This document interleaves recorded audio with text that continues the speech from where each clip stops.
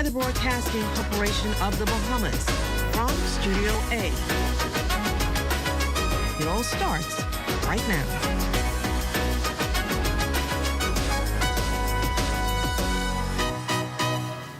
It's a terrific Tuesday, and it's even better now that you're here. I'm Jiminita Swain, and this is What's Trending.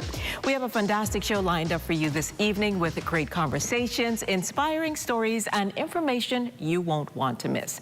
Coming up on tonight's show. Human trafficking isn't always what we see in movies. It can happen in plain sight, affecting people of all ages and backgrounds. We're separating fact from fiction, learning the warning signs, and discussing how every one of us can help protect our communities. On top of that, looking for a new hobby or a creative escape? What if one place could help you learn a new skill, meet new people, and support local artists? All at the same time. We're taking you inside Hillside House, where creativity and community come together. And last but not least, there's Trend Tracker, where we take you around the world for some of the viral stories, entertainment moments, and trending topics you need to know about. What's Trending continues after the break, so get comfortable. We'll be right back.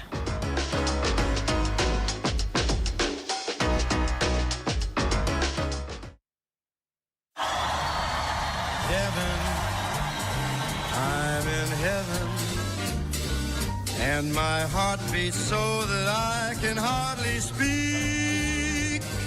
Out together, dancing cheek to cheek. I'm Jordan, by the way. Tom.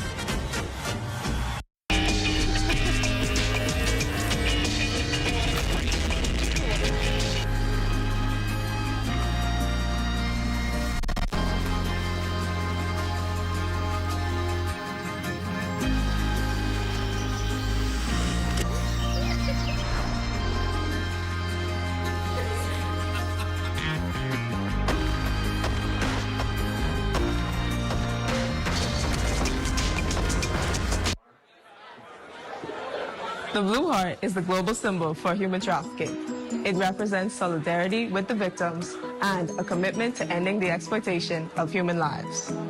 See the blue heart, know the cause, take a stand. What's trending in business? Who's making major money moves, and how's it shaping your future? This is Economics, your front row seat to the biggest stories in business, innovation, and finance. Powered by the Sand Dollar, the digital currency of the Central Bank of the Bahamas. It's fast, secure, Bahamian. We're breaking down the numbers, the news, and what it means to you. Tune in every Thursday at 6 p.m. for the trends, the insights, and the stories that matter. Get informed, get inspired, get in the mix with Economics.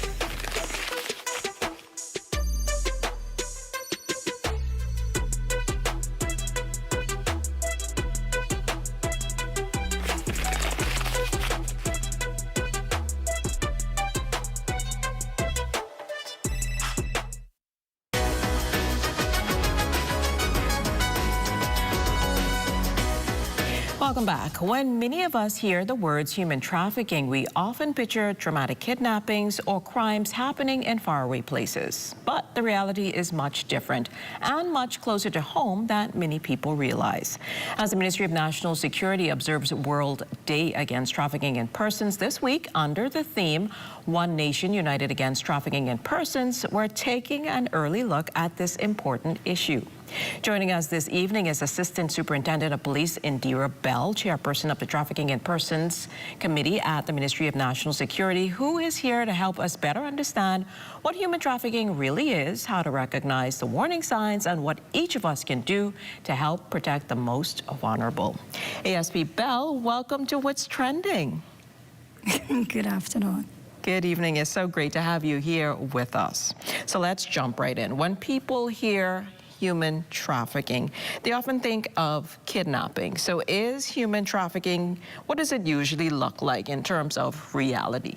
In terms of the reality, kidnapping is part of the legal definition, but it's less likely to occur. A lot of Hollywood movies use those kinds of scenarios, but when you look at human trafficking, it's with force, it's with threat, and it's, of course, with deception. So that it is a very comprehensive legal term, but when you look at it, it's simply put the buying and selling of human beings. People are being exploited. That's really serious business we're talking about there.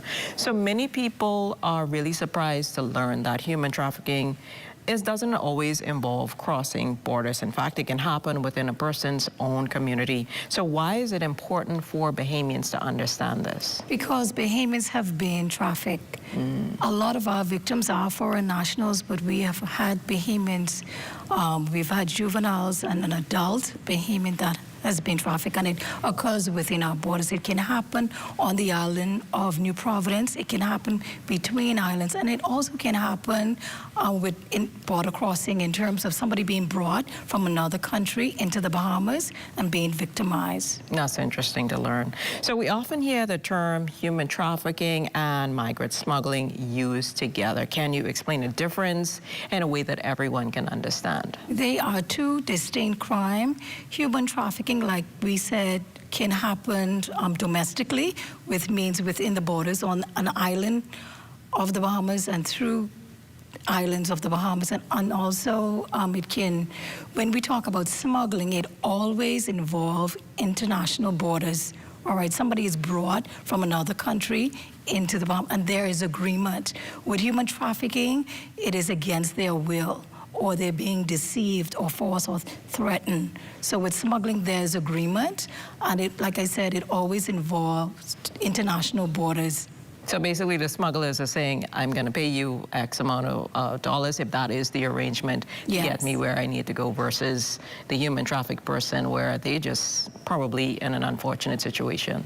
Right, they were threatened or forced or deceived.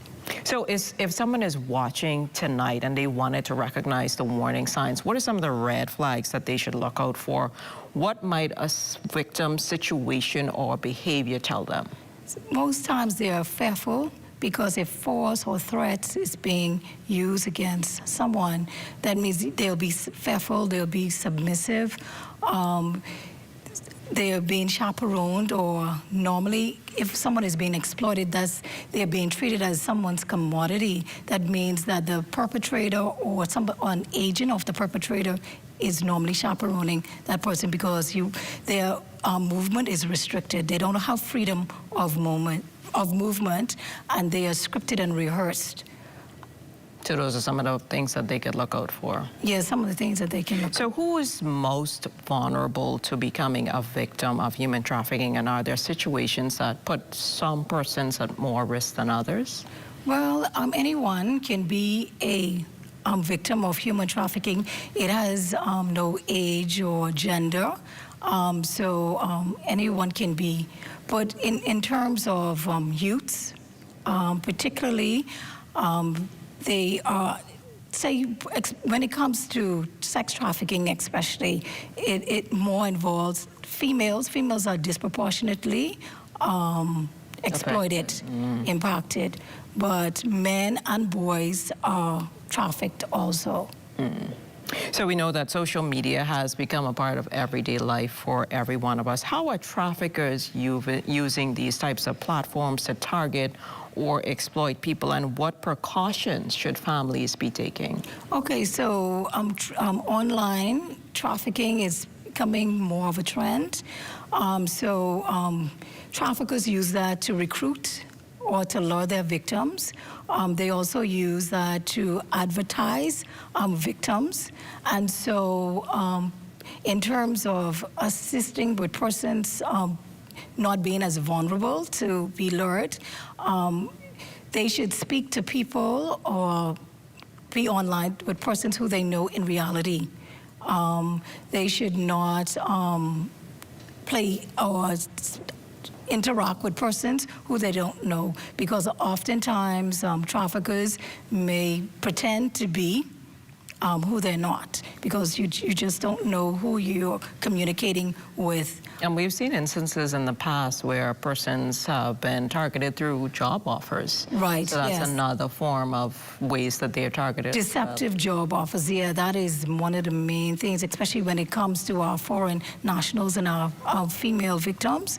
They've been advertised by word of mouth or using social media platform about jobs that does not exist. So they're deceiving them, just telling them what they need to hear, making the offer very Attractive. Yeah, very attractive so that they can lure them. So that is one of the main ways that our foreign nationals have been deceived. So then, if someone believes a friend, a neighbor, a coworker, or even a stranger may be a victim of trafficking, what should they do to assist them? What should they avoid doing to keep everyone safe? Okay, so if you see that the person is in immediate danger, of course, the police at 919 or 911. And do not get involved in the situation. Observation is good. Take note of what's happening, possibly maybe the clothing, so that they will be able to report. And if it's a situation where it's not like an immediate risk, they can reach out to the crisis center. They are part of the TIP task force. And then they can be contacted at 328-0922. There is also Crime Stoppers if you want to report a crime anonymously. For Nassau, it's 328-8477, or the Family Islands can call 300-8477. Good to know. So this year's campaign encourages people to wear blue. Yes. Tell us about the significance of the blue campaign and how small acts can help raise awareness and support survivors. So the Blue Heart is the trafficking in person symbol. Just like how you have breast cancer with the pink ribbon, or in terms of HIV, the red ribbon. So it is the Blue Heart. I'm wearing one right here. And so when you see that, it's a symbol of solidarity with the victims. And of course, it's the cold-heartedness of the perpetrators of those who buy and sell human beings. So what we want people to do is become more informed. So we've been launching different awareness campaign on different social media platforms. So we want them to visit our website to get more information, which is www.tips.gov.bs, because when you are more informed, you're able to report suspicious behavior, because we want people to be engaged. And finally, if there's one message you want a viewer to remember from tonight's conversation, what would it be? Like I said, educate yourself.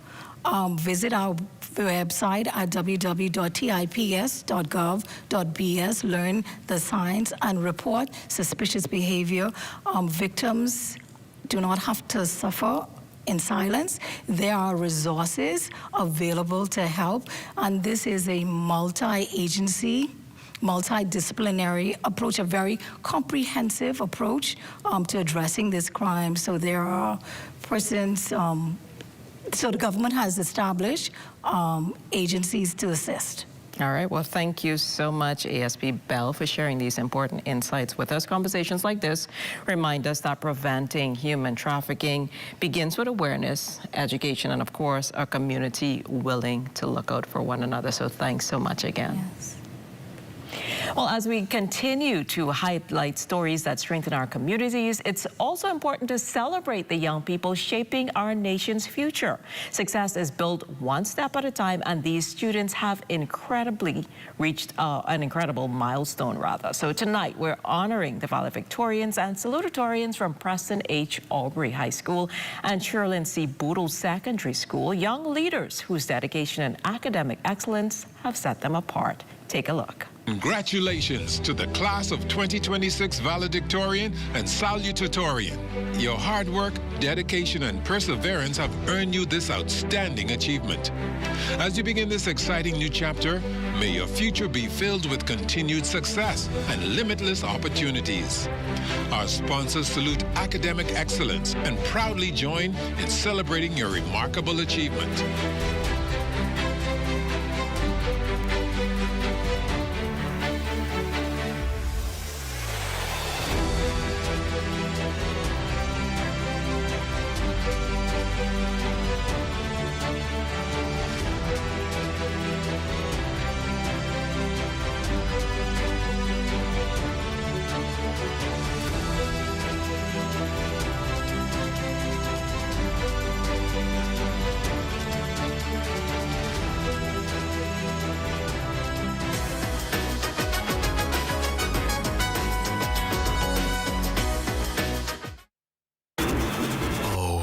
Isn't that nice?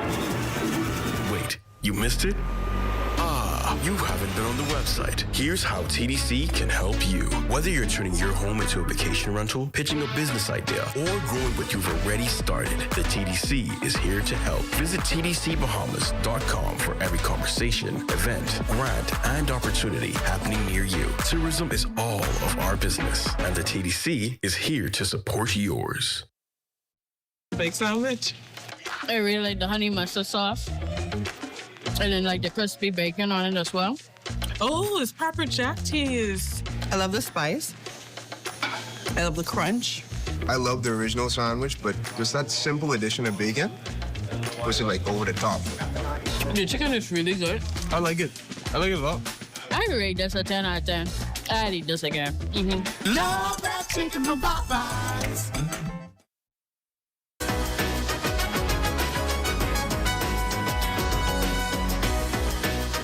Well, in today's fast-paced world, it's easy to get caught up in busy schedules and endless screen time. That's why more people are looking for ways to unplug, get creative, and connect with others.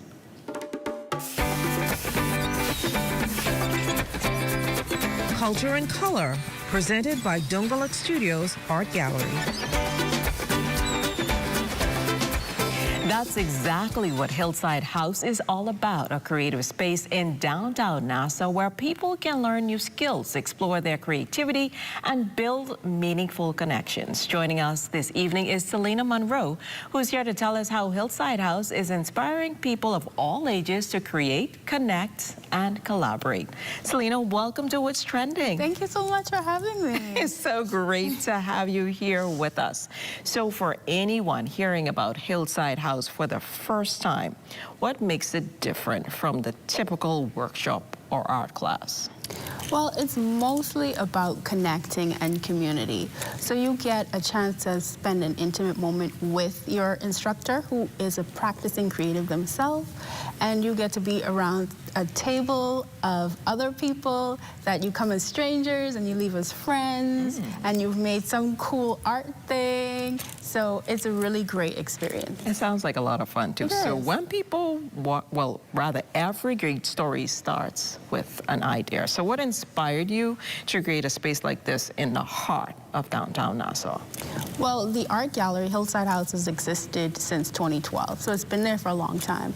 But what we found since the pandemic is that people were seeking connection.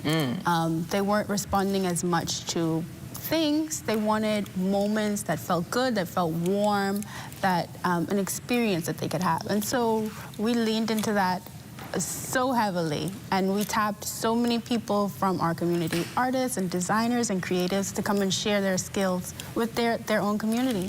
So some people say, I'm just not creative. What do you say to someone who is nervous about signing up because they don't think that they have any actual artistic ability? Those are my favorite people. When people come in and like, oh, I can't draw, I'm not creative. And then they come in and they start touching art supplies and tools, and then they're like, they get so into it, and they're like, you know what, this isn't bad. And then they turn into perfectionists and like divas, and I'm like, okay. See, it was just fussy for no reason. Yeah. So Hillside House also gives Bahamian creatives a platform to teach and share their talents. How important is that in helping to grow those local communities? Oh, super important. It gives them awareness, gives them the opportunity to meet their community, for our community to see how many different kinds of creative things there are to do beyond like drawing and painting. Like there's so many other different interesting aspects, and we've connected those people with our community to get this intimate experience so that they learn firsthand what it's like to create with the medium or the things that this creative creates with. So then, is there a workshop or a success story that really captures what Hillside House is all about? Oh my gosh, that's so hard. I feel like all of them do. I feel like when there are really interesting and like things that people wouldn't really think of, like we have an illustrator that came and taught people how to create little characters of themselves like on their iPad and create these interesting cartoons, and I thought that was really cool. Our sewing classes are cool. Our mixology, floral, it's so hard for me to choose. There's so many. There's really so many. It sounds like there's something for everyone. There really is. Cake decorating too. The cake decorating is so popular. Yeah, it really is. And candles. Candles, and jewelry. Yes. So many. It looked like y'all thought about everything. Listen, we didn't think of everything. Our community has everything. We have everything right here. So for someone who is thinking about trying something new, what can they expect from their very first visit? So I think most importantly, it's warm, it's inviting, it's not opposing. You shouldn't feel scared in any way or that it's going to be something too difficult for you. Everything is made to be approachable, and you're going to feel successful and confident when you leave there. That's good to know. But before we let you go, what's next for Hillside House? Are there any exciting workshops or events that people should know about? There are always exciting workshops. Every month is a different lineup. The workshops are always different. You've got to stay tuned to our social media, hillside.house on Instagram, and our website, Hillside House Gallery, to keep up with us because it's always something exciting happening. I like that. Yeah. Well, Selena, thank you so much for joining us and sharing behind the scenes at Hillside House. It was so much fun. My pleasure. So when we come back, we're going around the world for headlines everyone is talking about. It's time for Trend Tracker. Stay with us.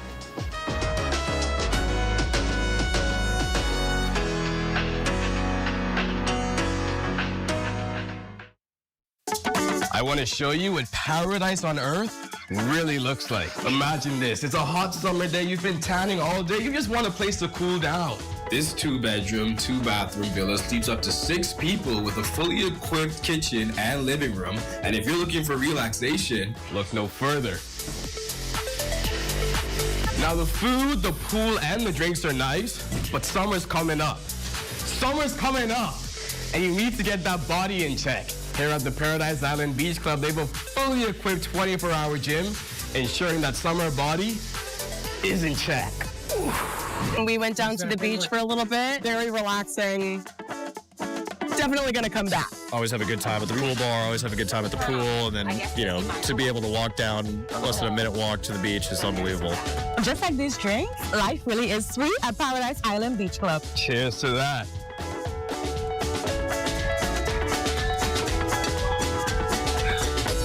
Sunsea, good friends. And bold new flavor has arrived in the Bahamas. Introducing the new Jalapeno Ranch Cheeseburger. Spicy jalapenos, cool ranch, fresh Wendy's beef, one perfect balance. This isn't a heat you run from, you enjoy it. Bring the heat. Keep the cool with Wendy's new Jalapeno Ranch Cheeseburger.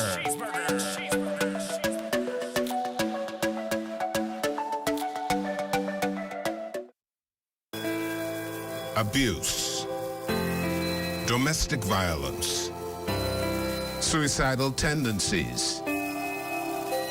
Are you being stressed out from these problems? Call the national hotline at 422-2763 or 322-2763. There are trained social workers available 24 hours to help you.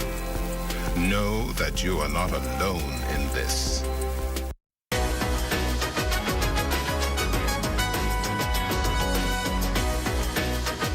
From powerful earthquakes and raging wildfires to television's biggest summer event, we've rounded up the stories everyone is talking about. It's time for Trend Tracker, your quick look at what's making headlines around the world right now.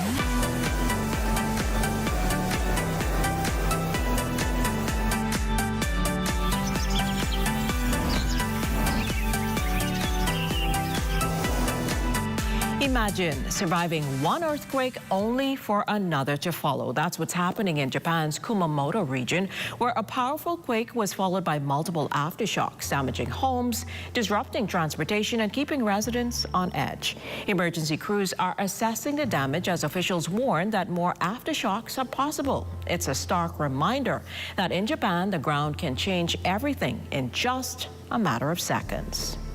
From the force of the earth shifting to the growing power of extreme weather, we now travel to southern Europe, where another natural disaster is unfolding. Europe is turning up the heat, and not in a good way. Massive wildfires are racing across parts of France and Spain, forcing thousands to evacuate as firefighters battle flames fueled by scorching temperatures, dry conditions, and strong winds. Officials warn the worst may not be over, with more extreme heat expected in days ahead. For many across southern Europe, these intense wild season fires are no longer unusual. They're becoming the new normal. While emergency crews battle flames in Europe, another kind of crisis is unfolding much closer to home, one that's putting politics and security national leadership under intense scrutiny. A major political development is making headlines in the Caribbean. Trinidad and Tobago's Prime Minister Kamala Persad-Bissessar says police are investigating an alleged plot to assassinate her, with reports indicating under senior government officials may also have been potential targets. Authorities say multiple leads are being pursued as the investigation continues. The allegations have sparked widespread concern and ignited a political firestorm across the Twin Island nation. Well, enough of the hard news for the moment. Let's swing into the latest entertainment headlines. This one's for the movie lovers. Your friendly neighborhood Spider-Man is back in action as Spider-Man Brand New Day swings into theaters this week, with Tom Holland reprising his role as Peter Parker following the events of No Way Home. Early reactions are praising the film's fresh direction, emotional storytelling, and high-energy action, with industry analysts predicting another blockbuster opening weekend for Marvel. Looks like the web-slinger is ready to spin box office gold once again. And if you'd rather watch the sharks than swim with them, you're in luck. Discovery's Shark Week is officially back with all new specials, daring dives, and close encounters with the ocean's top predators. This year's lineup features Ken Jeong and Josh Gates, proving once again that Shark Week remains one of the summer's biggest TV events. Well, that's all for this week's edition of Trend Tracker, a quick look at stories shaping conversations across the globe. Stay tuned. What's Trending comes back after more, well, rather with more after the break.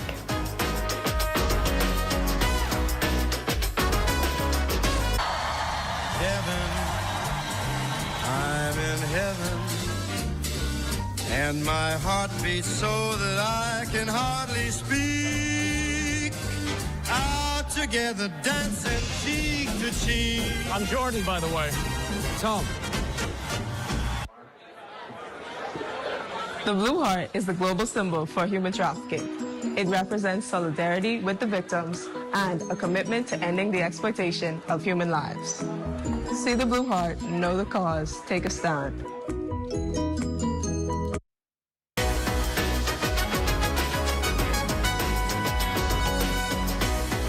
Coming up Wednesday, her passport may say otherwise, but her heart belongs to the Bahamas. We're sitting down with incredible Wolk, the content creator whose passion for our island is winning over audiences everywhere. And that's a wrap for What's Trending. Thanks for watching. Follow us on Instagram at What's Trending on ZNS, and we'll see you tomorrow at 6 p.m. Until then, stay connected.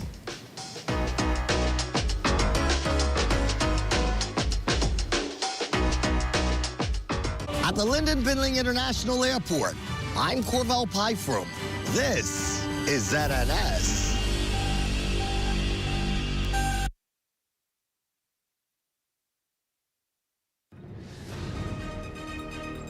The Bahamas Tonight Northern Edition starts now.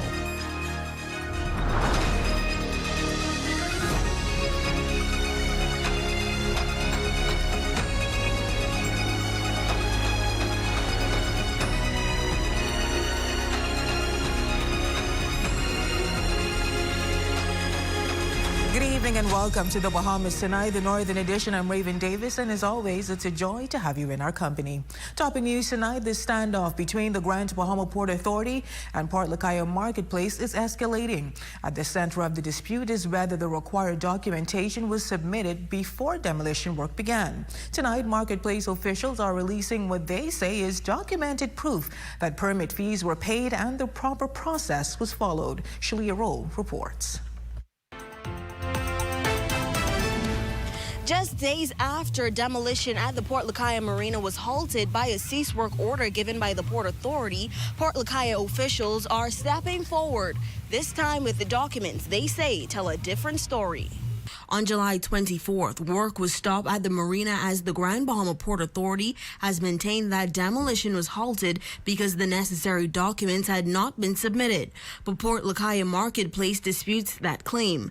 Glenn Delancey is sharing documents with ZNS News that outline a timeline of correspondence between the two parties. On July 13, 2026, our contractor, EMM, requested approval to demolish Port Lakaya Marina, and they submitted the related scope of works to the Building and Development Department. The Building Department requested a few changes, which we then changed and was resubmitted. On July 14, we received an invoice from the Grand Bahama Port Authority Building and Development Department. This invoice for demolition permit fees was assessed at $4,206.40 inclusive of VAT. On July 28th, we paid $3,850 directly to the Grand Bahama Port Authority, followed by $356.40 on July 22nd to complete the payment in full. Marketplace officials also point to their lease agreement with the Grand Bahama Development Company, which requires the tenant to maintain the docks, jetties, and marina in good and serviceable condition. Port Lakaya Marina Company, under new management, has accepted these continuing obligation and seek to recommence the work. Meanwhile, Delancey says the matter is now before the court for reasons that cannot be disclosed at this time. Now, Cherise Brown, CEO at DevCo, is reaffirming that the company welcomes new enhancements to Port Lakaya as they are essential to the island, adding that there is a misunderstanding regarding the Port Lakaya Marina matter, stating that a lease is still in effect and any changes in ownership needs to be disclosed to DevCo. Our only requirement is that we receive the necessary legal documentation so that we can recognize the properly authorized party and fulfill our obligations under the lease. This is a standard legal and administrative process that is common to landlord and tenant relationships. The new owners of the Port Lakaya Marina are not exempt from this requirement. Once the required documentation is provided, DevCo will continue to work constructively with the owners to facilitate the appropriate approvals. Now, according to Delancey, the next step in this matter is to request a meeting with the relevant authorities in hopes of resolving the dispute and moving the redevelopment project forward. For the Bahamas Tonight, the Northern Edition, I'm Shalia Roll. Well, the debate surrounding the demolition of the Port Lakaya Marina is now expanding beyond permits and paperwork as questions continue over the roles of the Grand Bahama Port Authority and the Grand Bahama Development Company. A former GBPA executive is offering clarification on how the two entities differ. Here's Ramiko Knowles. With 3 press conferences, 2 different explanations, and a growing list of questions, one issue continues to surface. What's the difference between the Grand Bahama Port Authority and the Grand Bahama Development Company, better known as DevCo? Former Chamber of Commerce president and former GBPA executive Dylan Knowles says despite the public perception, they are not the same entity. Grand Bahama Port Authority no longer owns anything. It doesn't even own the chairs and tables that its employees sit at. The former GBPA executive says understanding the corporate structure helps explain why the 2 entities perform different functions. What is important at the moment is the current structure. A Panamanian company called Intercontinental Diversified is owned by the St. George's and the Haywoods jointly 50-50. That company owns the Grand Bahama Port Authority. The Intercontinental Diversified also owns Port Group Limited. Knowles says the Port Group Limited holds interests in several companies, including DevCo, but he says that does not mean the Port Authority controls those companies. It does not wholly own the Grand Bahama Development Company. Neither owner can individually make a decision about what those companies can and cannot do. According to Knowles, that's an important distinction in the Port Lukaya Marina matter. While DevCo is the owner of the seabed, the Grand Bahama Port Authority's responsibility begins when an application reaches the regulatory approval stage. The Grand Bahama Port Authority can't make any decision about any company. It can only make regulatory decisions about the approval and or rejection of applications made by and the enforcement of those applications within the city of Freeport, Lukaya. For the Bahamas Tonight, the Northern Edition, I'm Ramiko Knowles. Well, another exchange is playing out tonight, this time over the Fishing Hole Road Bridge. The Ministry of Works and Family Island Affairs says the bridge remains safe for motorists, with visible damage limited to localized concrete spalling and not affecting its structural integrity. But the architect who first raised concerns about the bridge is now challenging that assessment. The details in this report. That is being given some attention. Certified architect and project manager Iram Lewis says he welcomes the Ministry of Works and Family Islands Affairs decision to carry out a comprehensive inspection of the Fishing Hole Road Bridge. However, he's pushing back against the ministry's assurance that the bridge remains structurally sound before that assessment is complete. Now, the ministry issued this statement on Tuesday, July 27th, after Lewis raised concerns about the bridge's condition that drew widespread attention. In the press statement, officials from the Ministry of Works and Family Island Affairs stated the bridge has not lost its structural integrity and remains safe for continued use, adding that the visible damage is limited to localized concrete spalling. Lewis, however, argues that conclusion is a bit premature. If you have only scheduled your engineering report, how do you now conclude ahead of the report that it's structurally sound? So I wish that they would have allowed the report to take place first, get the structural engineer's opinion, 1 or 2, and then make a statement to say that it was only superficial. Lewis says his own inspection identified what he believes are areas showing possible shear cracks. Damage, he says, could indicate a structural issue rather than surface deterioration alone. The second most westerly beam, I also had a look at that, and I observed 3 portions that appears to be shear cracks. So I would again applaud the minister for setting the team, but also not to make hasty conclusion prior to a comprehensive structural report being carried out. Now, when asked what a comprehensive inspection should include, he says engineers may need to rely on specialized testing to assess the bridge's condition beyond what can be seen with the naked eye.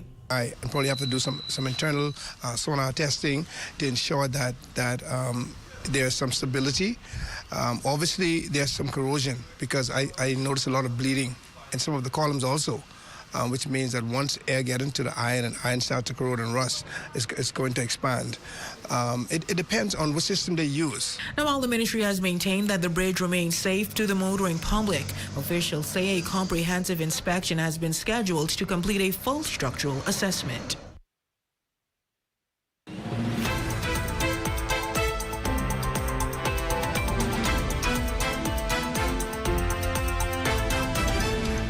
Well, police on the island of Bimini are investigating a dog attack that left a 9-year-old American male child seriously injured on Tuesday, July 28, 2026.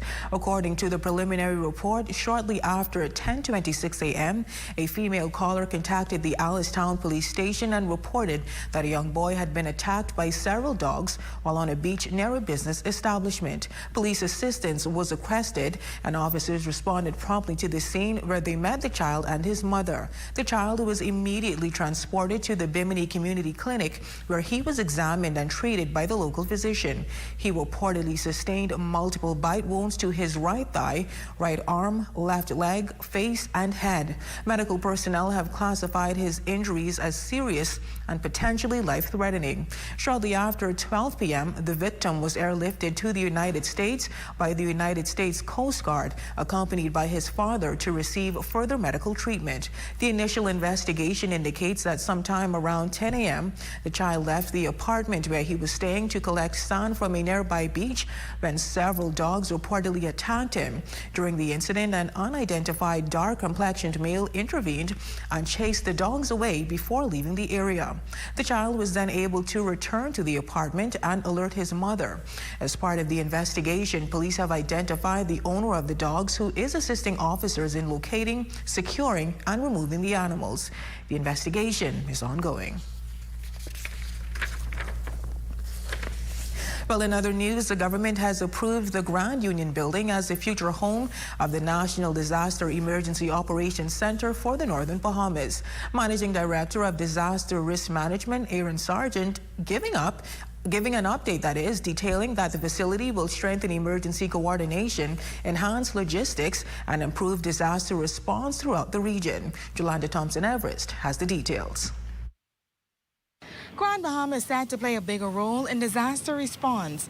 Officials say the island will become home to a National Disaster Emergency Operations Center for the Northern Bahamas. Managing Director at Disaster Risk Management, Aaron Sargent, says the government has approved the Grand Union building to house the new facility. We are continuing to try and invest in the Grand Bahamian space. We are looking to finalize the Emergency Operations Center for Grand Bahama to be the hub of communications for the northern region. The managing director says the facility will be equipped to operate as a full-scale emergency operations center similar to the one in Nassau. Through a shared data network, both centers will function as one system, providing critical redundancy so that if Nassau goes offline during a disaster, Grand Bahama can continue leading emergency operations. While the DRM currently operates from a temporary warehouse in a section of the Grand Union building, Sargent says they are now awaiting final approval for the interior build-out.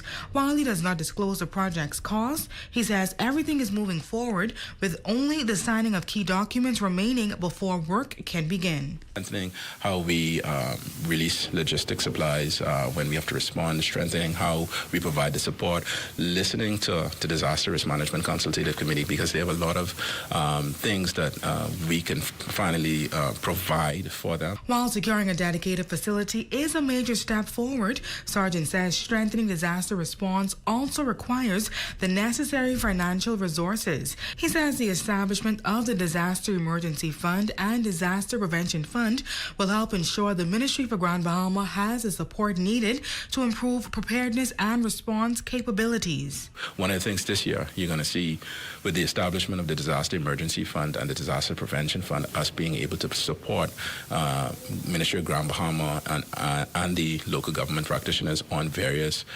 preventative and preparedness exercises. Meanwhile, newly appointed minister responsible for DRM, Mikel Barnaby, notes that the government is working through the legalities. The building is a very good building. It's placed well. There was some research done before selecting that particular spot. I was advised on the mitigation features that has to take place, and there's some improvements to the building that will allow us to fully utilize the building in the way that it was actually envisioned to be done. For the Bahamas Tonight, the Northern Edition, I'm Jolanda Thompson-Everest. You're watching the Bahamas Tonight, the Northern Edition. Stay with us. There is more news when we return.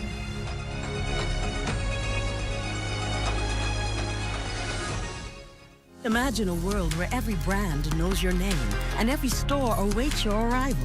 Elite shopping, travel where luxury is a lifestyle, and every journey feels like home. Dine where every flavor is just for you, every table reserved, and every moment a taste of perfection.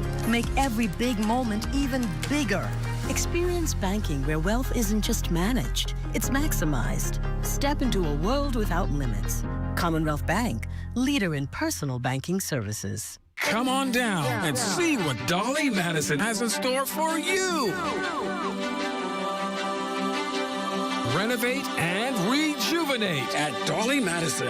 Dolly Madison. Save more drugs. We got you. From cosmetics to prosthetics. What you need for your family. The brands you're looking for. The quality you expect. The prices you need and deserve. Feel the love. Save more at Save More Drugs. Let's keep it clean.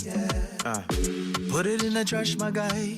Not on the ground, not on the beach, not in the bush, not in the street.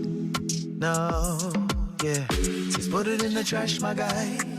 Not on the ground, not on the beach, not in the bush, not on the streets. Just put it in the trash, my guy.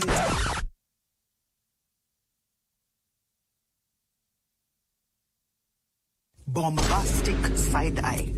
Criminal offensive side eye. Put it in the trash. Put it in the trash. That's it, that's it. Put it in the trash. Just put it in the trash. Put it in the trash. That's it. Just put it in the trash, my guy. Not on the ground, not on the beach, not in the bush, not in the street. Just put it in the trash, my guy. Yeah. Just put it in the trash, my guy. Yeah. We just gotta keep Grand Bahama clean. This is where it happens. Those moments that impact our lives. Giving you the information that you need this hurricane season. Wherever there is news, we're there.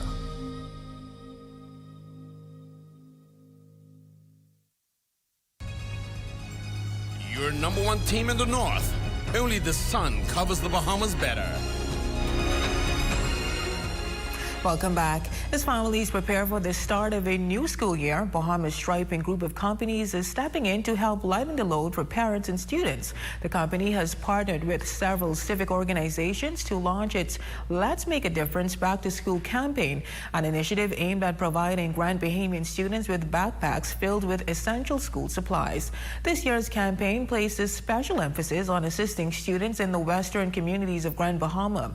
The initiative, chaired by Melissa Sayers, brings together community partners, including the Pilot Club, Rotaract, Lions Club, Kiwanis, the Bahamas Red Cross, Mount Calvary Baptist Church, and a team of dedicated volunteers.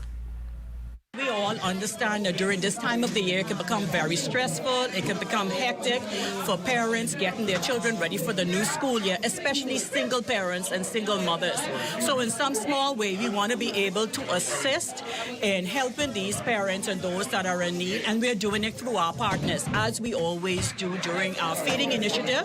So you will see here today the Rotaract, the Pilots Club, the Lodge Hall.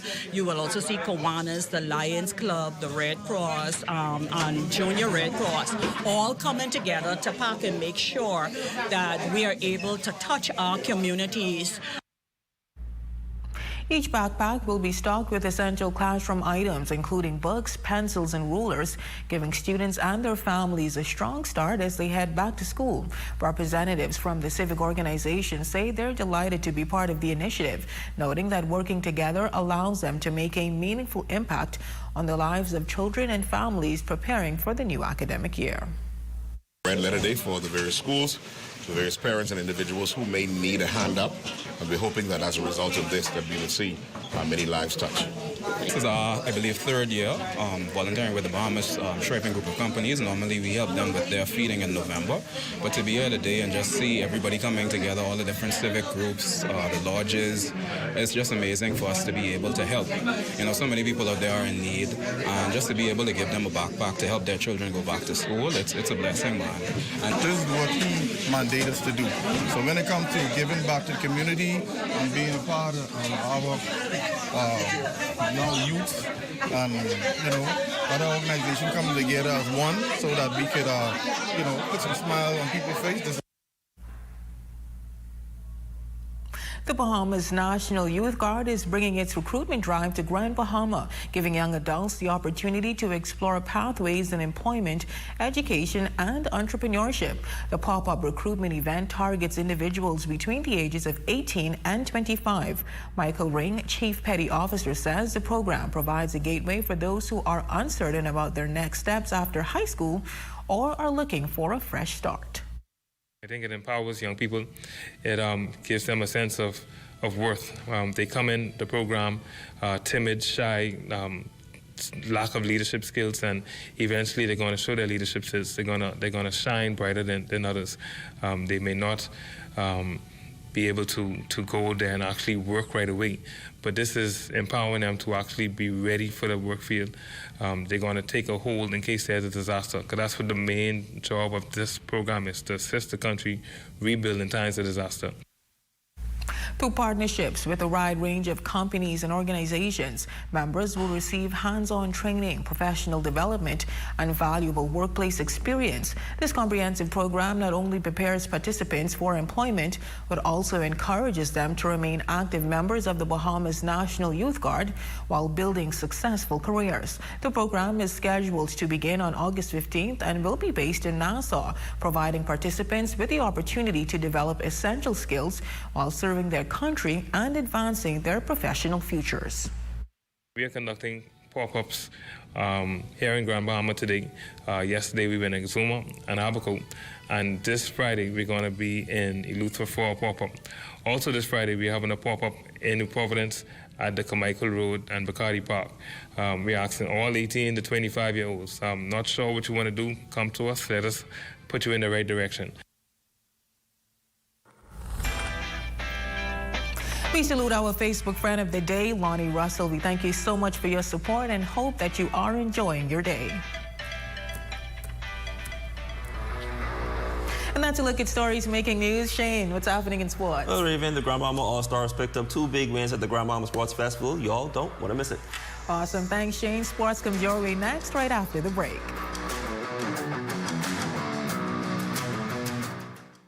Clear windows do more than improve your view. They also help maximize the natural light entering your home. For regular maintenance, use a soft microfiber cloth and a gentle glass cleaner. Don't forget to wipe down the frames and tracks as well, since dust and debris can build up over time. If your windows slide or open, keeping the tracks clean can also help them to operate more smoothly. Quality products deserve quality care. Corner Bahamas. See news in the making? Call us at 352-9713 or 359-5167, or you can email us at zns3news@gmail.com. At Save More Drugs, we got you. We got what you want. We got what you need. We got what you came for. The quality you expect. The prices you need and deserve. Save more at Save More Drugs. Hey, what are you doing? I'm self-insuring my investments, starting with this tarp. We all remember the blue tarps after the storm. Let's make sure that we are covered with more than a tarp. Don't allow your investment to be at risk. Protect your investment with one of our insurance policies. Nobody does it better. Have the following supplies on hand at the start of the hurricane season. A minimum 3-day supply of water, which provides 1 gallon of water per person per day. Minimum 3-day supply of non-perishable food items. Flashlights and extra batteries. A battery-powered radio to receive broadcasts that will keep you informed of the storm. A first aid kit. A 7-day supply of any prescribed medication. Don't be caught off guard this hurricane season. Be prepared.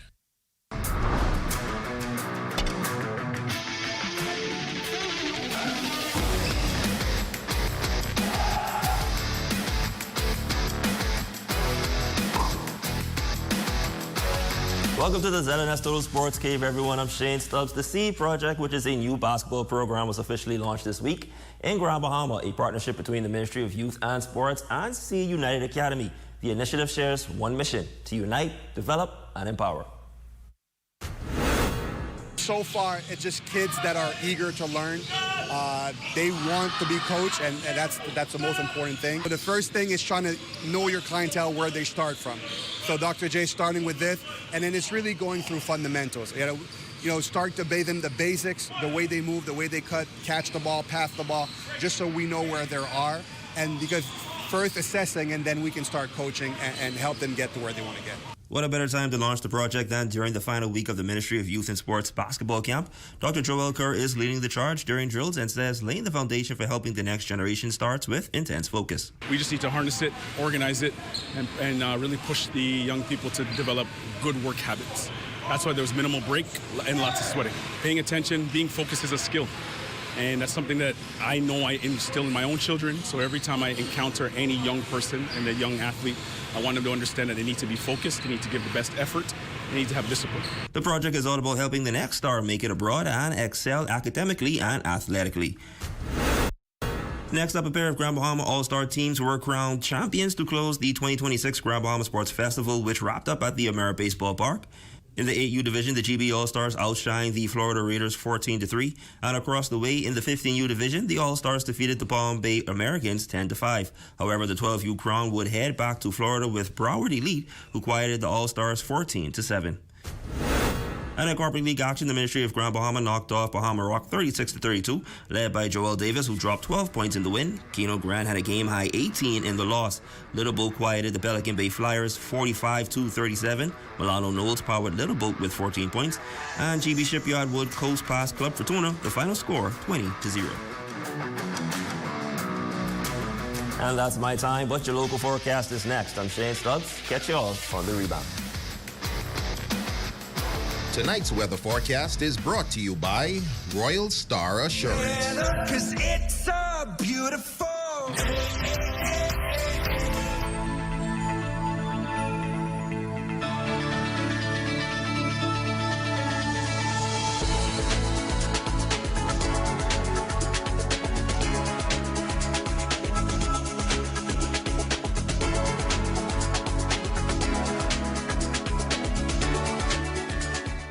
Save more drugs, from cosmetics to prosthetics. What you need for your family, the brands you're looking for, the quality you expect, vitamins you need, and prescriptions you came for.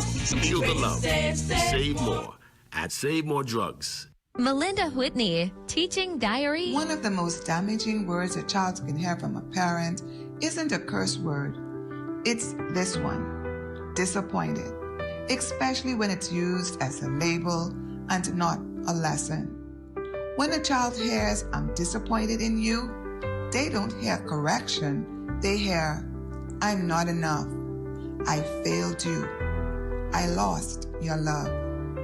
Discipline should correct behavior, not attack identity. There's a difference between saying "that choice was disappointing" and saying "you disappoint me." One teaches responsibility, the other teaches shame. Correct the action. Protect the child's heart, because children don't need perfect parents. They need parents who discipline with love.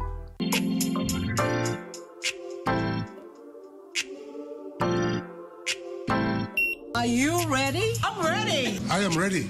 I am ready. I am ready. Ready or not, it's here. That's right, the biggest gospel show with me, Uncle T Baby Boy, on 8:10 a.m. That's right, interviews, greatest songs, praise and worship. It's going to be exciting. We're going to take the Bahamas to the world and bring the world to the Bahamas.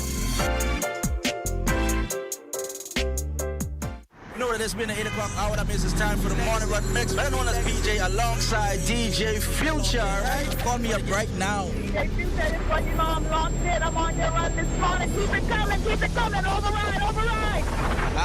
I got you, I got you.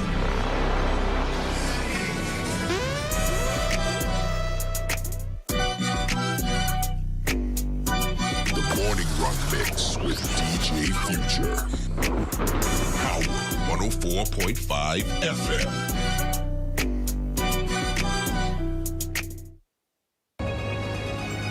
Your number one team in the North. Only the sun covers the Bahamas better.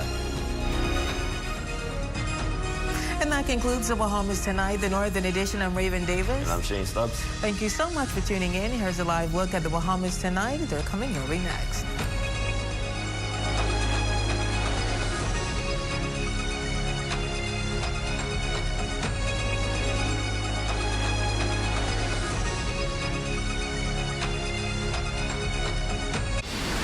Ahead from us this Tuesday evening, local authorities score another victory in their bid to stop illegal activity in Bahamian waters. The arrest and seizures from the RBDF's latest operation. Plus, how much money was spent bringing in and sending goods out the country during the first 3 months of the year. Tonight, we have the numbers. And a popular American fast food chain shakes off rumors of a closure here in the Bahamas and plots the way forward with a sizzling new rollout. The Bahamas Tonight, the National Report, starts now.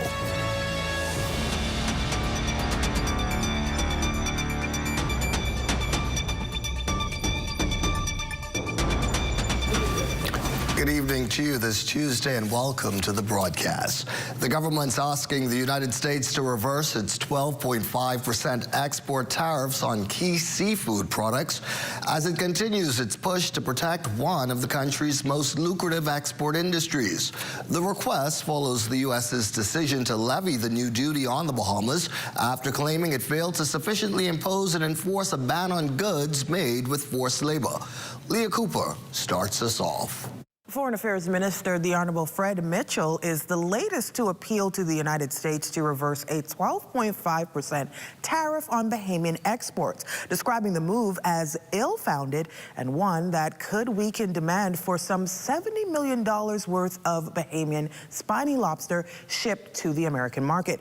His statement follows a recent letter sent by Bahamas Ambassador to the United States, Wendell Jones, to U.S. Trade Representative Jennifer Thornton, arguing that Bahamian spiny lobster and stone crab should be exempt because they are harvested through small-scale, highly regulated fisheries and are not linked to forced labor practices. The letter adds that imposing additional tariffs on those products would not advance the policy goal of the U.S. investigation.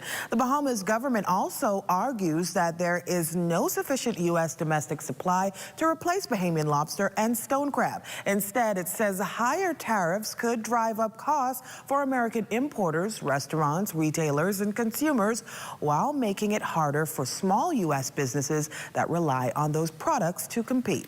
Meanwhile, Agriculture and Marine Resources Minister, the Honorable Jomo Campbell, is seeking to reassure fishermen ahead of the August 1st opening of crawfish season, stressing that the new tariff is not aimed specifically at the Bahamas, but applies to nearly 60 other countries, including Canada, the United Kingdom, the European Union, Australia, Japan, and New Zealand. He also holds that the U.S. has not found evidence of forced labor in the Bahamian fishery.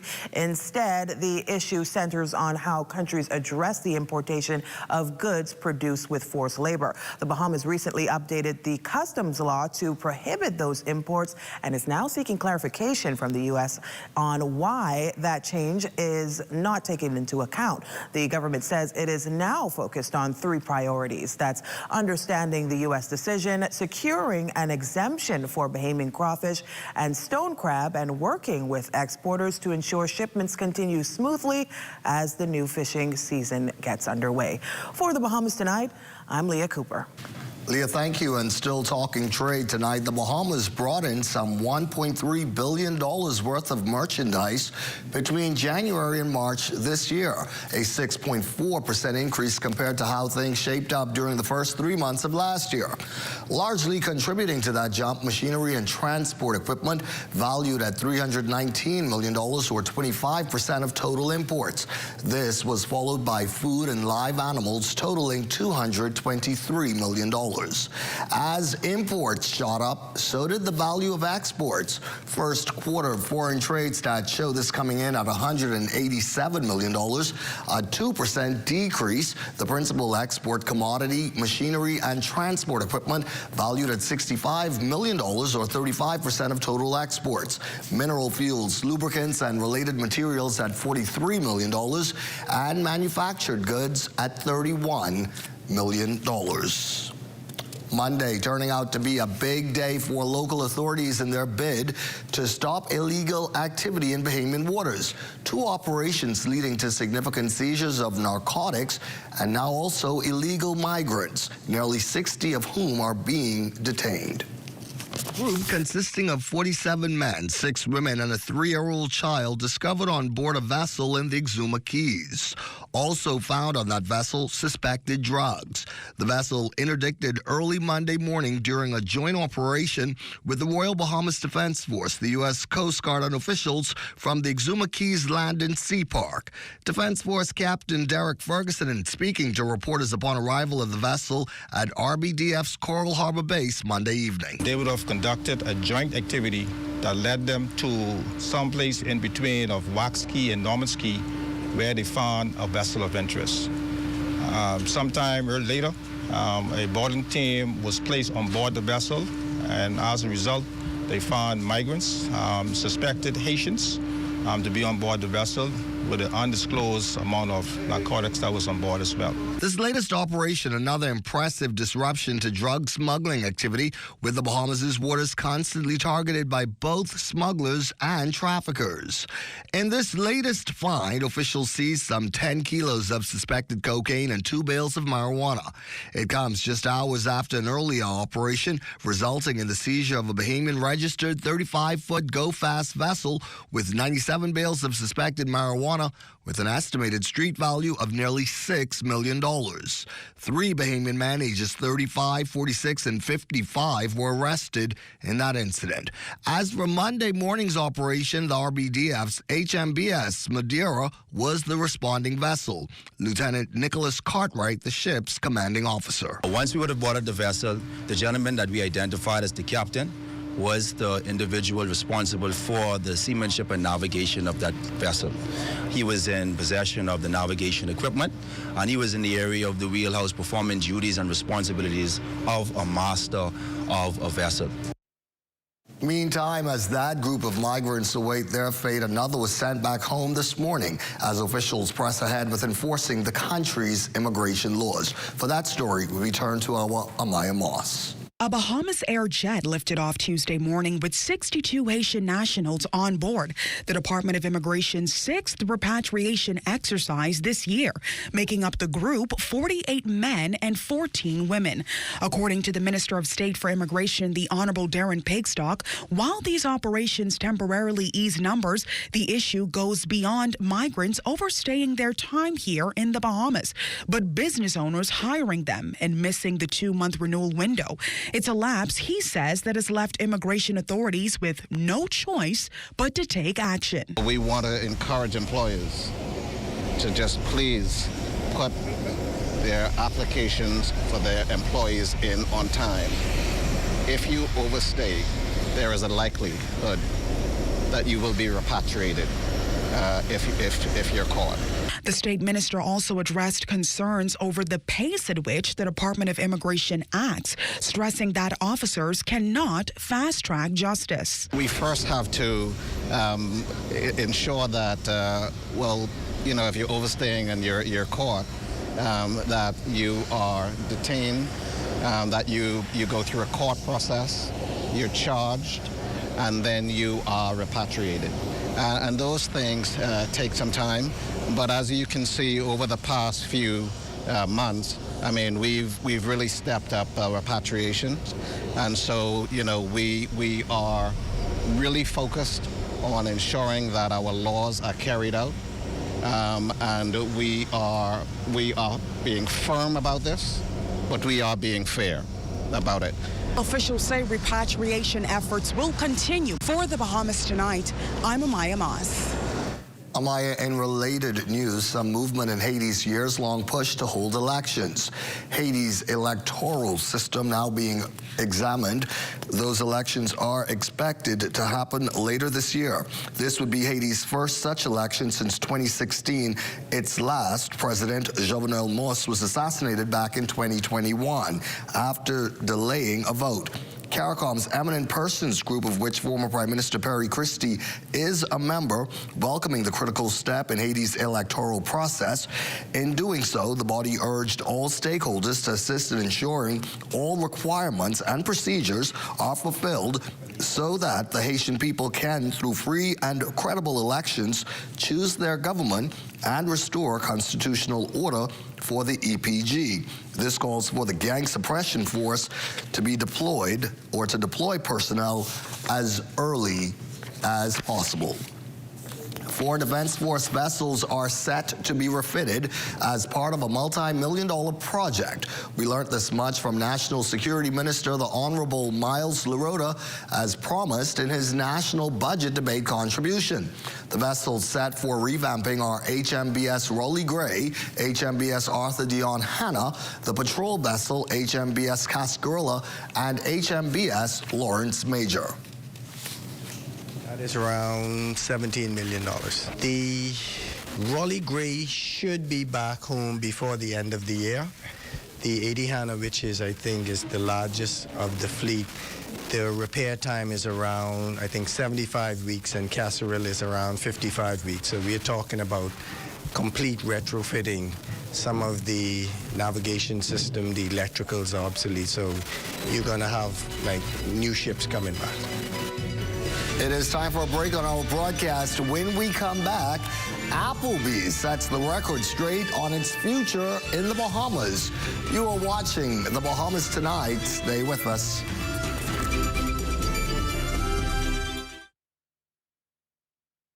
And every store awaits your arrival. Elite Shopping. Travel where luxury is a lifestyle, and every journey feels like home. Dine where every flavor is just for you, every table reserved, and every moment a taste of perfection. Make every big moment even bigger. Experience banking where wealth isn't just managed, it's maximized. Step into a world without limits. Commonwealth Bank, leader in personal banking services.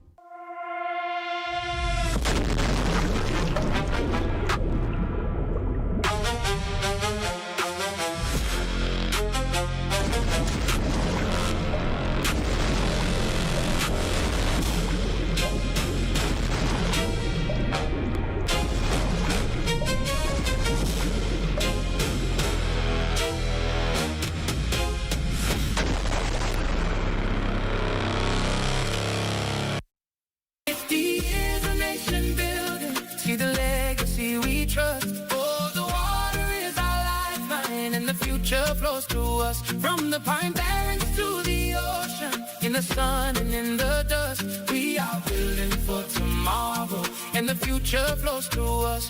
Yeah, yeah. Yes, the future flows to us. The Water and Sewage Corporation, celebrating 50 years of nation building.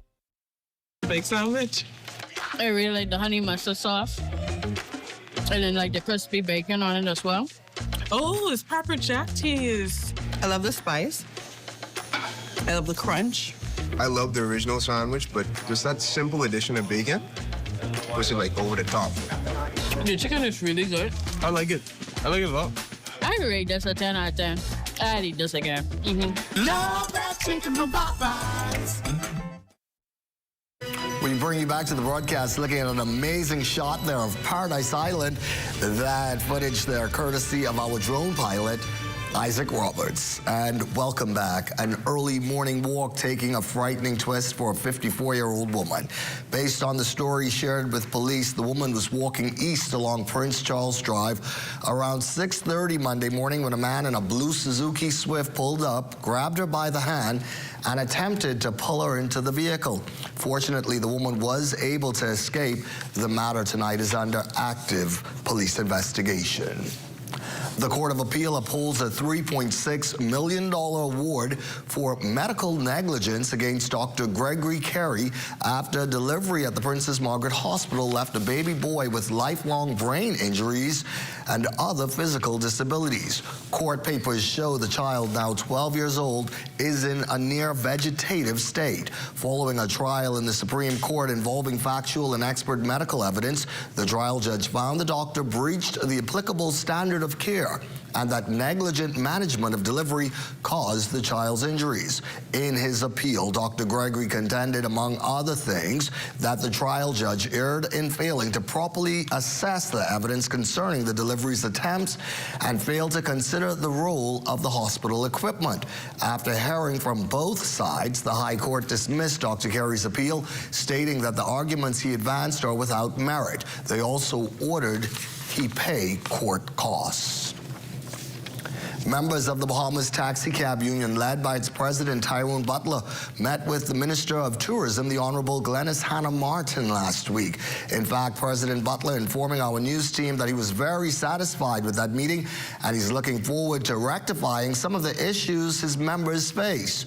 The taxi union executive had recently expressed to our news team that taxi drivers were deepening their fight to resolve the long-standing claim that livery operators are unlawfully soliciting passengers at the airport instead of operating through prearranged bookings. What led to Applebee's Grill and Bar reported closure here in the capital last week has not been divulged. The only message its local general manager, Anthony Moss, cares to share is an apology to its customers, as well as this. So currently, right now, we just want to make sure we get the message out to everybody that we are open. Obviously, the rumors are out there. We want to dispel all those rumors. We're open for business, and we welcome everyone to come back. A series of reforms unveiled as educational officials move to build a more inclusive education system. Desmond Saunders has the details of a town hall meeting designed to strengthen support for children with autism and other diverse learning needs. While Monday's town hall gave parents, teachers, and advocates a platform to share the challenges facing children with special needs, it also highlighted the government's roadmap for a more inclusive education system. Deputy Prime Minister and Minister of Education, Science and Technology, the Honorable Chester Cooper, says the ministry has undertaken a national review of special education in the Bahamas. This has given us a clear understanding of the number of students requiring additional educational support, the services currently available, the gaps that still exist, and the resources we must build to meet future needs. Among the ministry's priorities are expanding early intervention services and ensuring equitable access to support for children with special needs across the country. Every child matters. Not just New Providence children, not just Grand Bahama children, every child. I've asked the Director, Permanent Secretary, to present a white paper in the short term on what it takes to establish that national registry that you have called for.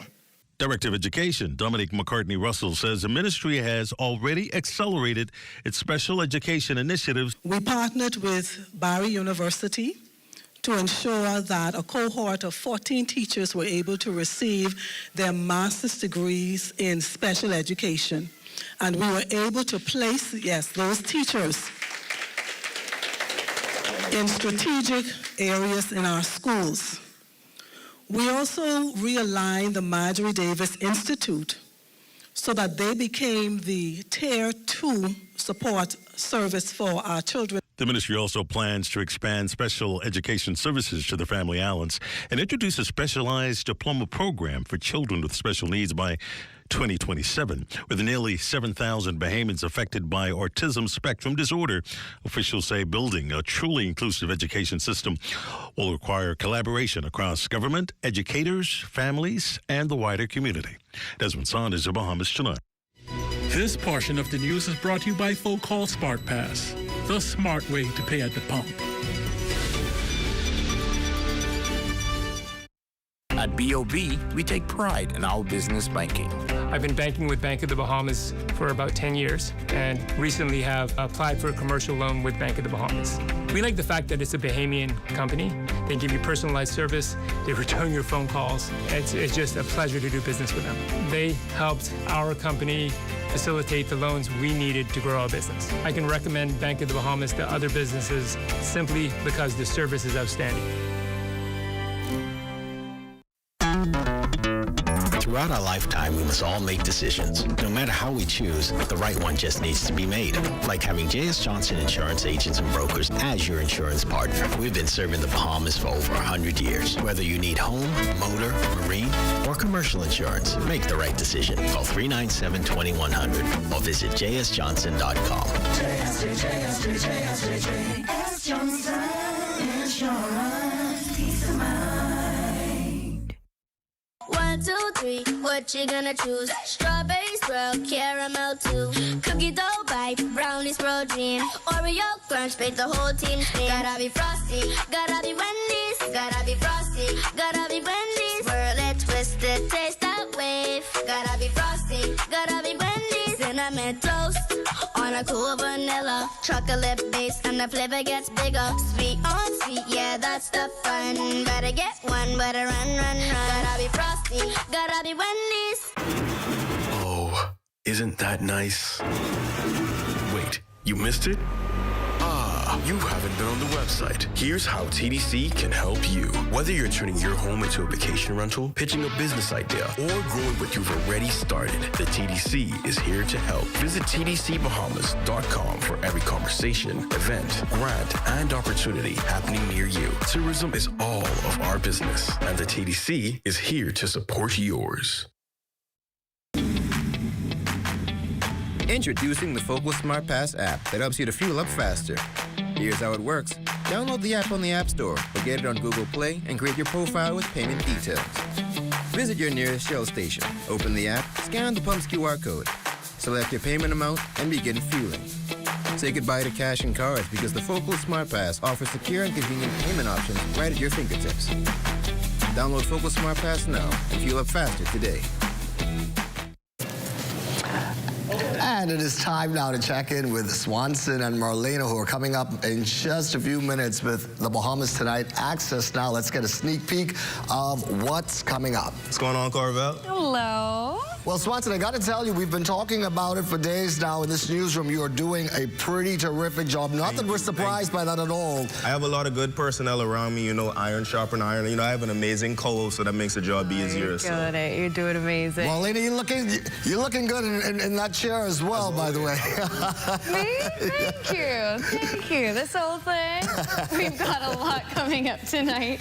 We're talking about vow renewals. You know, it's still family week. We've got 15 couples, I think, who renewed their vows recently. I'm not married, so I don't know much about that yet, but if you make that choice to do it again, all power to you. We've got more coming up in sports, Also too. in sports, we got the Commonwealth Games and CAC Games recap and a bit more softer news. Royal Bahamas Police Force Commissioner Shanton Olds hosting a Sip and Drink scholarship event for the youth of the Bahamas, so that's amazing stuff. Looking forward to that.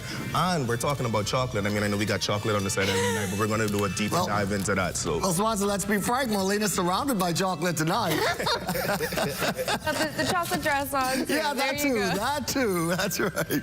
By the way, Makusha's not with us tonight, but she left these instructions. Our production assistant, Caleb Johnson, celebrated a birthday this weekend, and so Makusha wanted to make it clear that we say happy birthday to Caleb. So happy birthday. I think he's in there with you guys, so say happy birthday to Caleb for us. And stay with us. We will have closing words right after this. Bing bang bing.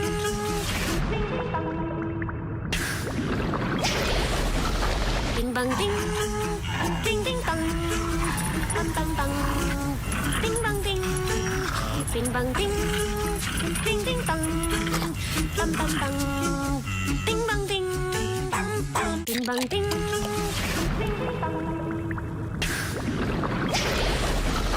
Bing bang bing. Ding ding bang. tastiest thing about soccer is sharing it with the whole team, just like the new Ready for Soccer. A delicious lineup of 16 slices and 4 flavor sections. Perfect for sharing from start to finish, even beyond the 90 minutes. Get your team together and dig in, only at Little Caesars. Pizza, pizza. Behind every strong economy is a bold entrepreneur, and we're here to support them, island by island. On Long Island, we've helped 77 entrepreneurs turn their dreams into thriving businesses. Through over $1.9 million in approved funding, the SBDC is strengthening Long Island's economy by investing in its leading sectors: fishing, transportation, and agriculture. No matter the island, every business we support strengthens the economy, starting with yours. SBDC, Bahamas. We are here in the time of need. There's no discrimination. The mission is to relieve the suffering. We volunteer, we deliver care. With donors and partners, we're always here to turn compassion into action. Protecting life and health with our training throughout the years. We empower to heal the world. There is hope, assistance with disasters. There is shelter and love for our people. We can work together to help those in need. So volunteer with us and donate to show you care. There is hope, assistance with disasters. There is shelter and love for our people. We can work together to help those in need. So volunteer with us and donate to show you care. Together, let's build a more resilient Bahamas. Community farming for food security. Climate programs suited for our island country. Together, let's build a more resilient Bahamas. This message brought to you by the Bahamas Red Cross Society in conjunction with the Broadcasting Corporation of the Bahamas. So the storm has passed. Danger may still be near. Avoid downed power lines and flooded roads. Check on your neighbors, especially the elderly. Only travel if absolutely necessary. Report hazards and stay informed. Recovery begins with caution and care. Here is the Disaster Risk Management Authority's official 2026 emergency shelter listing for the Central Bahamas for Cat Island, Exuma, Long Island, Rum Cay, and San Salvador. Cat Island, St. Mark's Anglican School, Port Howell, Seaview Seventh-day Adventist Church, Wilson Bay, Holy Redeemer Catholic Church, Newbite, Mount Sinai Native Baptist Church, Newbite, St. Andrew's Anglican Church, Arthurstown, Long Island, First Assemblies Discipleship Center, Salt Pond, Community Center in Clarencetown, Holy Cross Anglican Church, Hamilton's, Holy Family Anglican Church, Mortimer's, Salem Baptist Church in Millers, Seymour's Gospel Church in Seymour's, St. Athanasius in Dedminski, St. Paul's Anglican Parish, Clarencetown. In Rum Cay, the Rum Cay All-Aid School. And San Salvador, the Gerace Research Center, United States, Idell Jones Community Hall, Coburn Town, St. Stephen's Native Baptist Church, Coburn Town, and St. Peter's Native Baptist Church, Long Bay. And that is going to do it for the National Report this Tuesday evening. I hope you'll stick around and join me again at 11 for the news then. In the meantime, Swanson, Gibson Jr. and Marlena Leonard are next with the Bahamas Tonight. Access now. Have a good evening.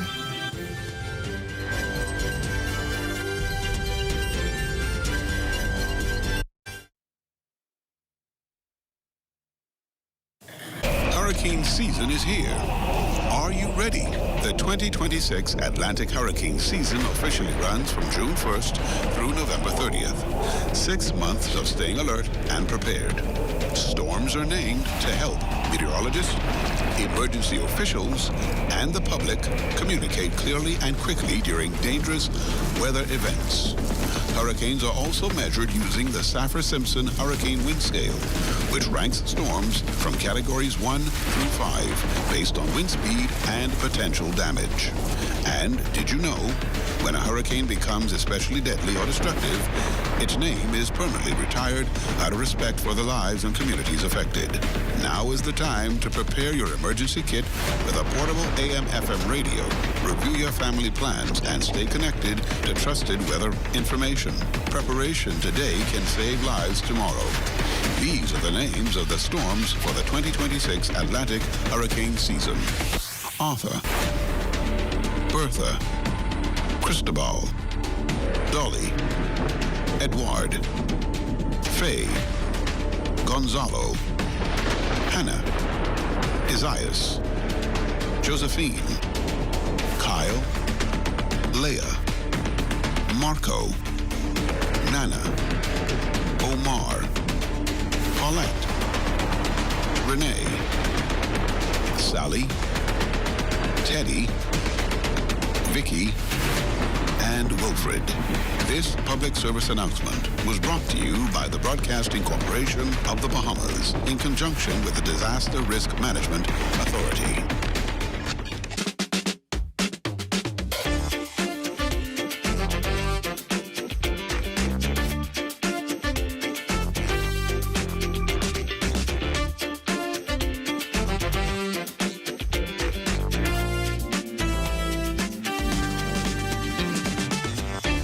Bahamas Tonight Access Now starts now. Well, it's time now for the night's lighter side of news. I'm Marlena Leonard. And I'm Swanson Gibson Jr. You're watching Access Now.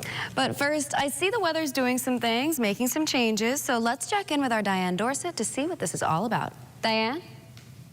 Well, if you're still wondering where all the clouds are coming from, our satellite image tells the story. A stalled frontal boundary just north of the Bahamas is keeping plenty cloud cover across the northwest Bahamas.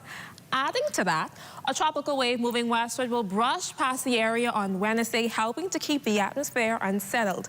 That means we'll continue to see an elevated chance of showers and thunderstorms right through the weekend. But we've also got drier air and Saharan dust moving in, which should begin to reduce our showers. More good news in the tropics.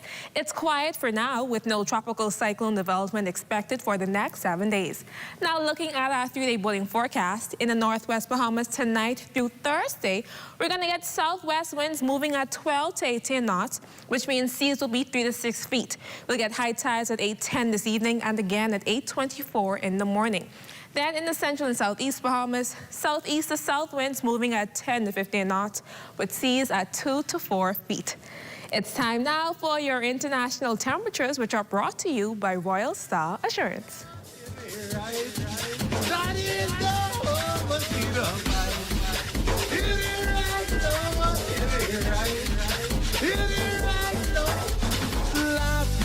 You go to a party, come back with a hickey. You say mosquito, do that.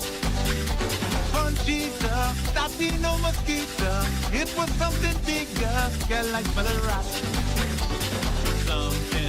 These temperatures ain't right, Lord, it ain't right. So that was your international temperatures brought to you by Royal Star Assurance.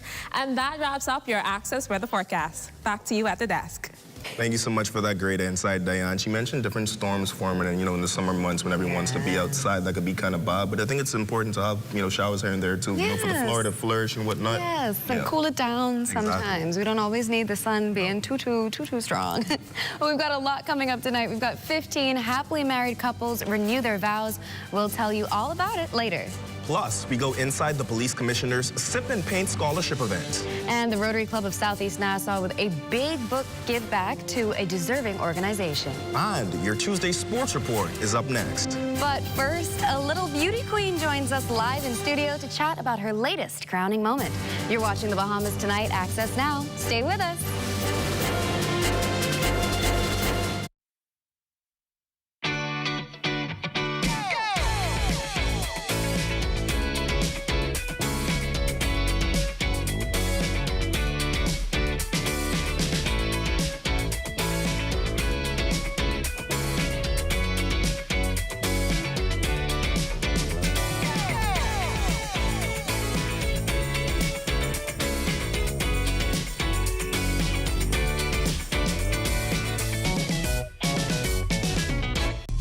Come and visit us at Shop Smart, 'cause everything is here. Yes, we have it all for you. Toys, clothing, office supplies, appliances, custom cut blinds, bedding, drapes, and rugs. Come and visit us on Mackey Street, 2 blocks down from Wolf Road. Call us at 698-1052. Shop Smart, at Shop Smart, at Shop Smart. Oh, everything is here.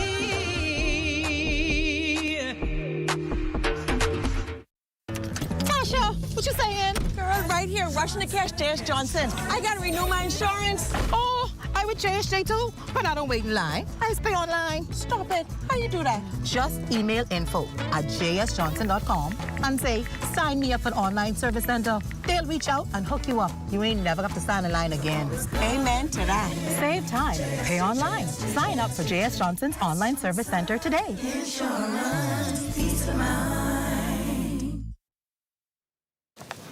Welcome back. You're watching Access Now. Well, just days ago, one of the country's tiniest beauty queens brought home the crown and the win from her international pageant.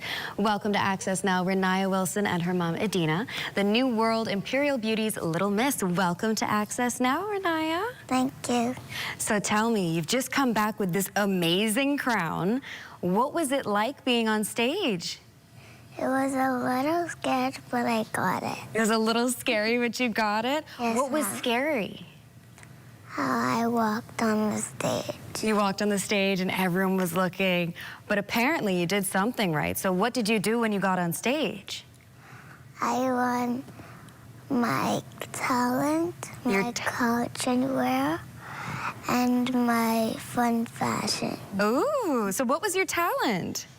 It was dancing. It was dancing. Amazing. So, Mom, Adina, tell us, you know, a lot of people, when they see little pageant queens, there are probably some misconceptions about what goes into those pageants. What drew you to it, and what's been your favorite part about going on this journey with Renaya? So, as we were introduced into pageantry, I noticed that there was a big sisterhood, a community of individuals just uplifting one another. I've learned that her character has been developed, her personality has flourished, her socialization skills, and of course, she's been able to showcase a few of her talents. Oh, yes. I mean, look at this already. You're so brave. Your public speaking skills are absolutely fantastic, Renaya. Thank you. So, again, you were saying you won your talent. You also had your fun fashions. Now, I think you also did something with community service, too, right? Yes, ma'am. What was that about? I gave my community Starbucks gift card. Ooh. And I also walked the dogs and I cleaned the beach. Amazing. And so what has it been like for you, Adina, to not only see her, of course, shining in all of her cute pageant outfits and, of course, the public speaking, but seeing this interest so early in the importance of community and giving back at the same time? I love how it's building her civic portfolio, just seeing her grow and appreciate what our society has to offer her and also adding back to it. Yes. So, Renaya, tell me, what is your dream? What's next for you? Is it another pageant? Yes, Mom. What do you want to do? I want to win the crown again. You're going to do it again? Yes. Amazing. And what grade are you in school? I'm grade 2. Grade 2. Amazing. To be doing all of this already in grade 2, you're traveling, you're getting on stage, you're showing people all of your talents, and just doing an amazing job while at it. High five to you. And I love your nails. Check out the nails. Awesome. Thank you so much for joining us, ladies, and good luck at your next pageant, Renaya. Yes, Mom. All right, well, stay with us. We've got BTC Connection coming up right after this.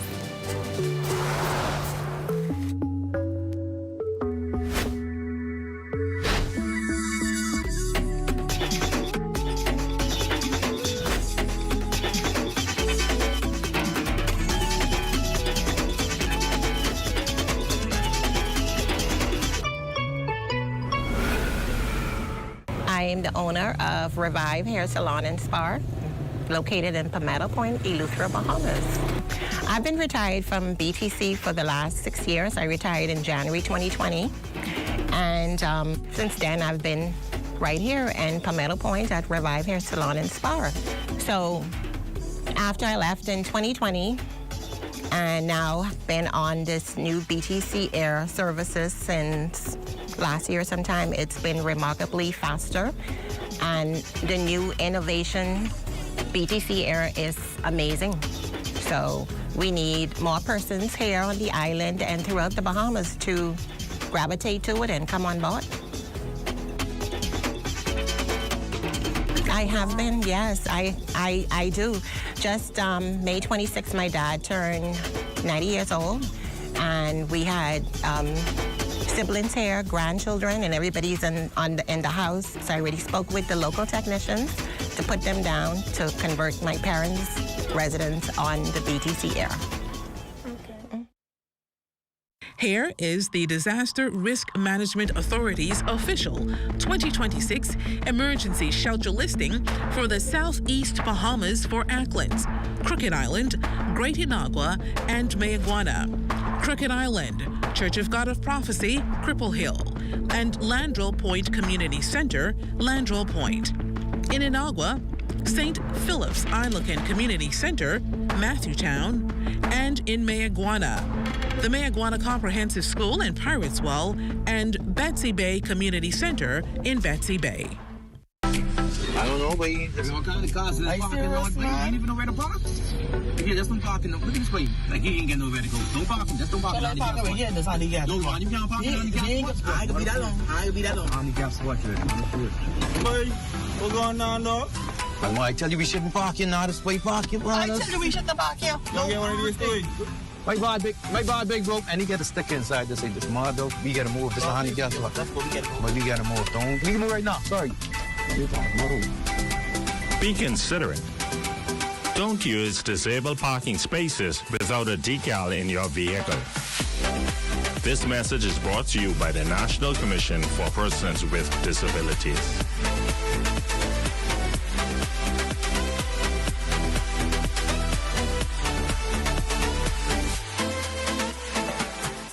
Welcome back. This one's for the chocolate lovers. Today is National Milk Chocolate Day.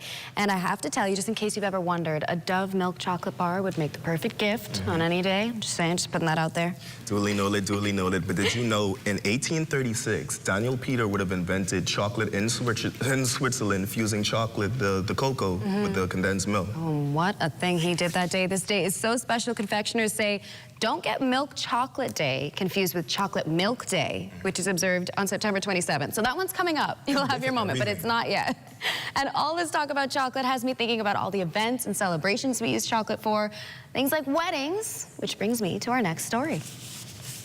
Well, 15 couples renewed their vows, recommitted themselves to each other, and pledged to uphold family standards and principles that best serve the national interest.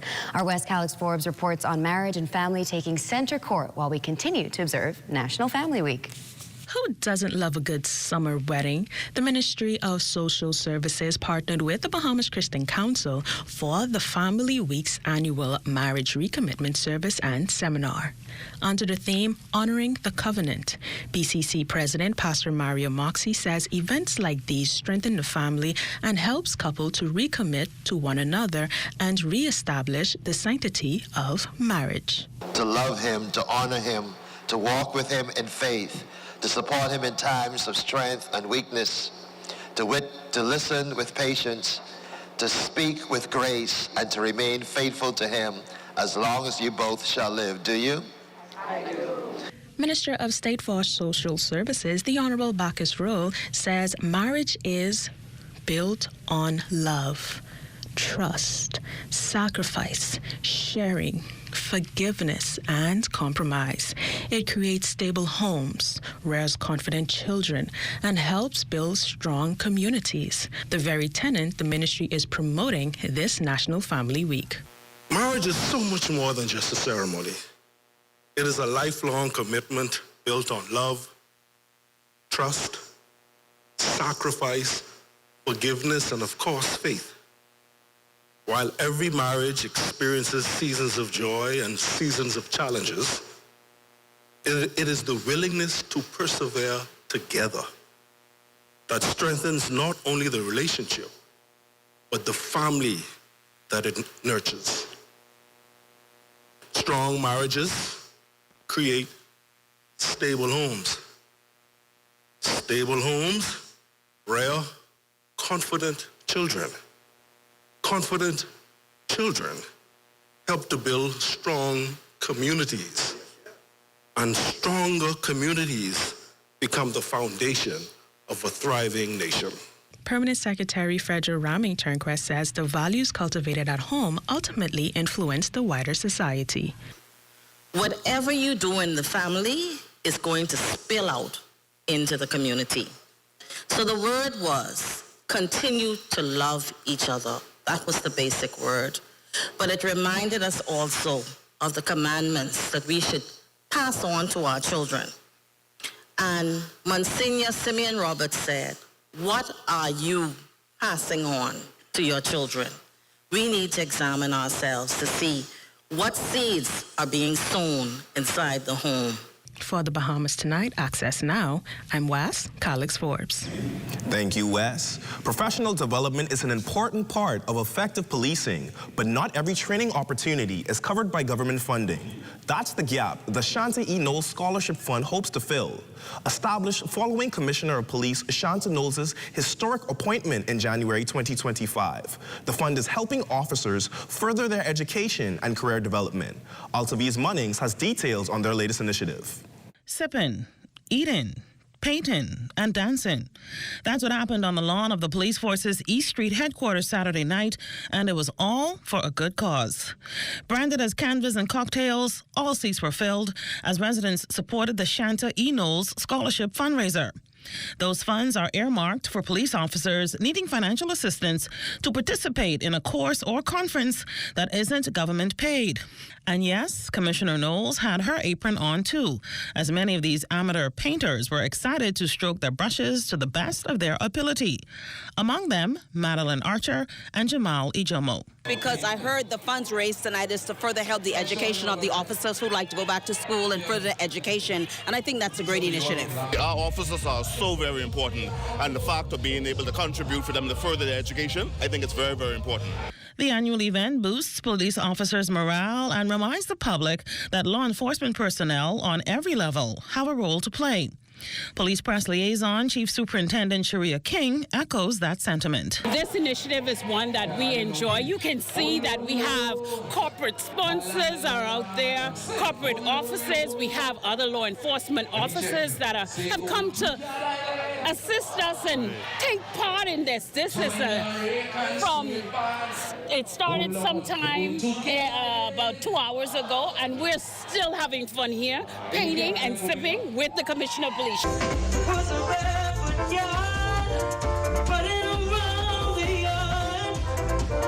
And with that good old Bahamian music, talk has already surfaced that this event will take place again next year.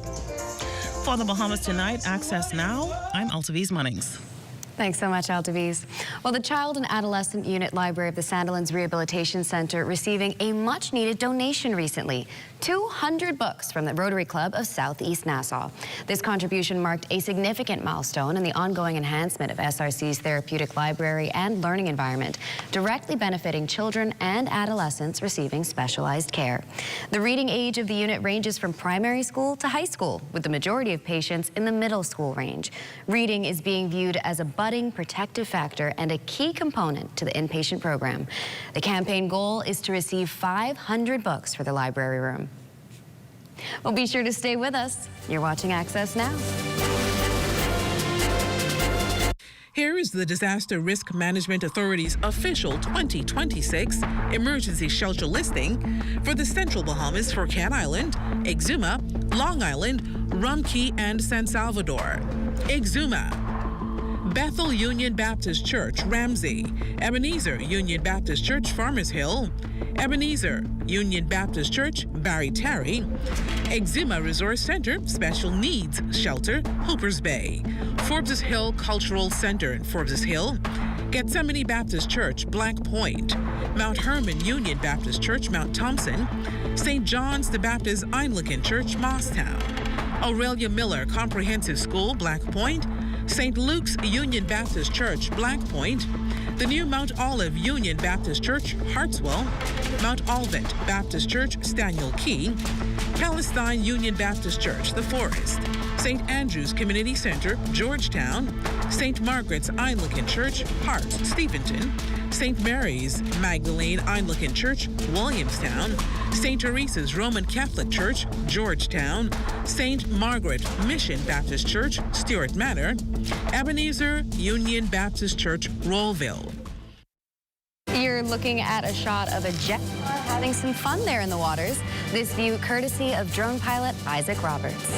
And next in sports, a Commonwealth and CAC Games recap.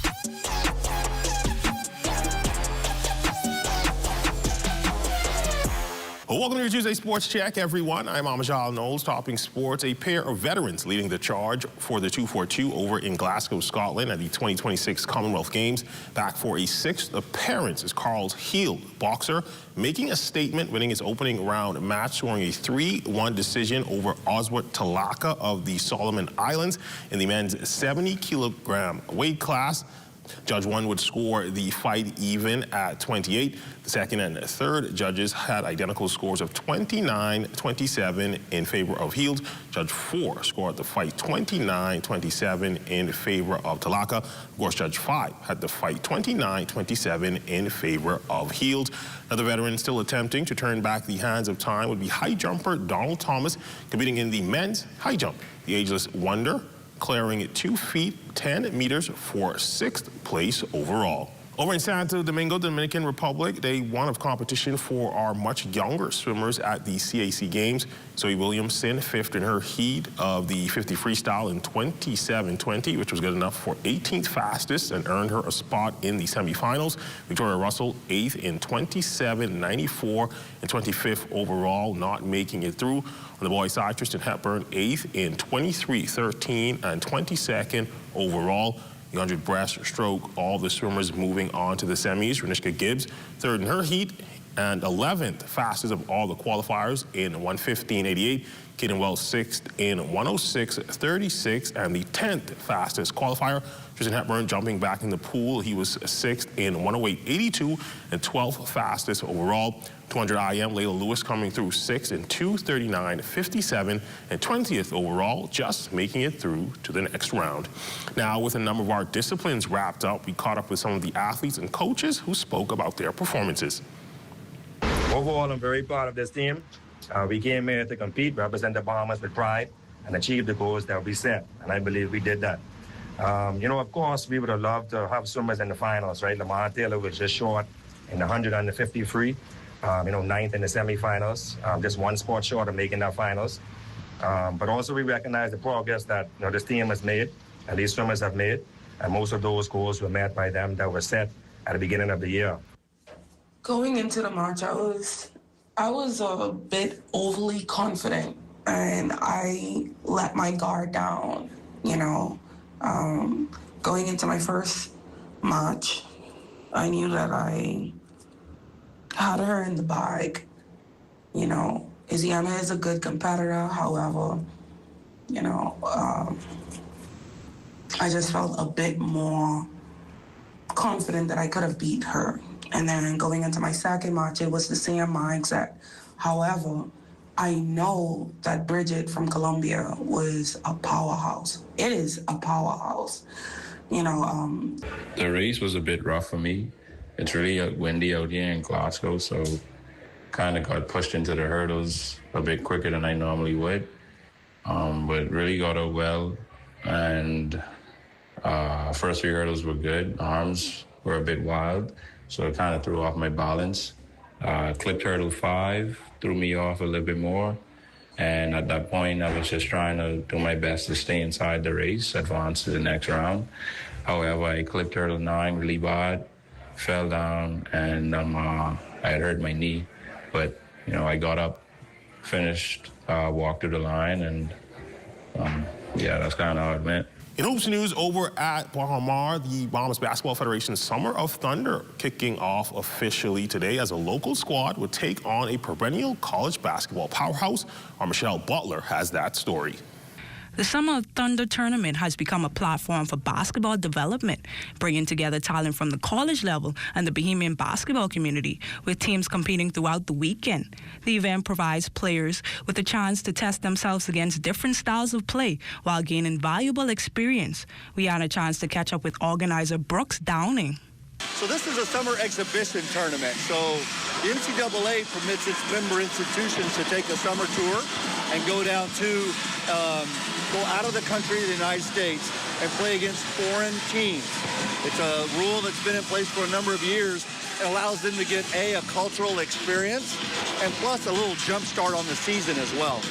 On the court this afternoon, the Bahamas select team took on the University of Louisville. The Cardinals came away with a 101-52 victory. We spoke to head coach Jerome Burrows, who says games like these are invaluable for the development of local players. This is an excellent opportunity for us to get in here. This is the culture we build in. We have some of the top national team players with some of the college guys, with some of the elite high school guys. Javez Colby actually has an offer from Louisville. So being able to come compete in the home soil in the front of friends and family is key in a player's off-season development. You talked about him getting a scholarship. Can you just talk about the exposure part of the tournament? Oh yeah, like I say, I got some kids, maybe 7, 8 of the kids in this program in JUCO. So after their junior college career, they'll be looking to transfer to one of these 4-year programs. Some of my kids have nothing right now. You know, we in limbo, and the opportunity from this, the film, the statistics, the ability to get seen is key right now because we know opportunity is near and far. So, you know, it's all just opportunity, and it's them coming out here, being prepared and taking advantage of the opportunity. Can you just tell us what we can expect from Team Bahamas for the rest of the tournament? For the college programs making the trip to the Bahamas, the tournament offers quality competition as they prepare for the upcoming season, while also allowing their players to experience the growth of basketball in the region. Coach Pat Kelsey tells us more. Yeah, it's an awesome experience. This is such a beautiful island. And for our players to come down here and experience this beautiful resort, this beautiful island, and then be able to play basketball too, it's an awesome experience. That's been Look at Your Sports on this Tuesday. I'm Amajal Knowles, signing out until.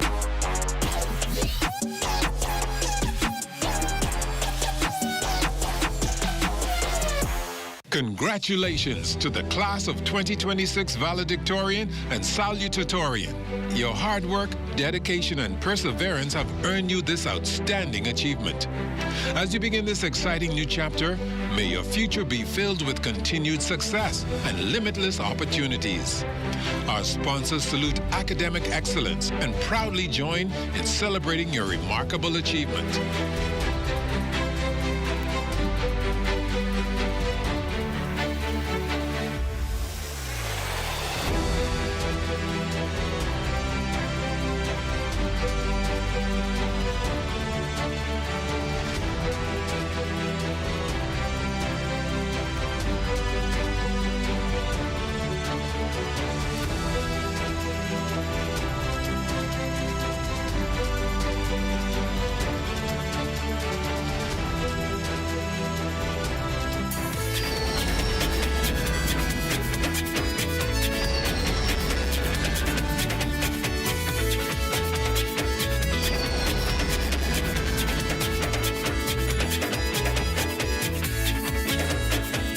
The Ministry of Works and Family Island Affairs shares a video on social media depicting the condition of certain concrete elements of the Fishing Hole Road Bridge in Grand Bahama do not affect the bridge's overall structural performance and remain safe for continued use. In a statement today, the ministry says public safety remains the highest priority, adding that the matter has already been referred to the engineering team for immediate assessment.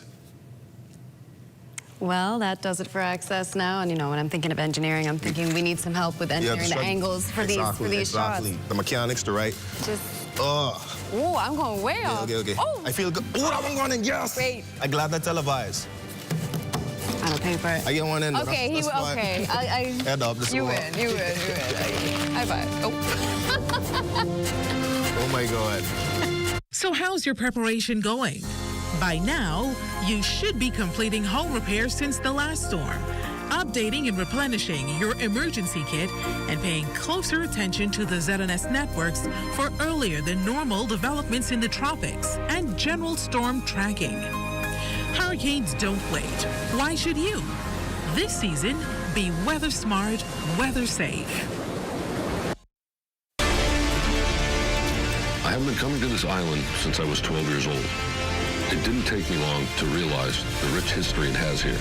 When When I bought this island in 2018, I fulfilled a lifelong dream.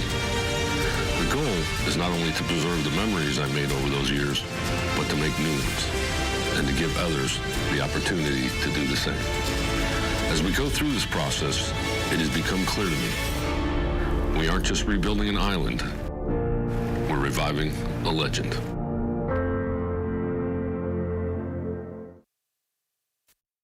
Here is the Disaster Risk Management Authority's official 2026 emergency shelter listing for the Northwest Bahamas for Abaco, Andros, the Berry Islands, Bimini, Grand Bahama, Eleuthera, and New Providence.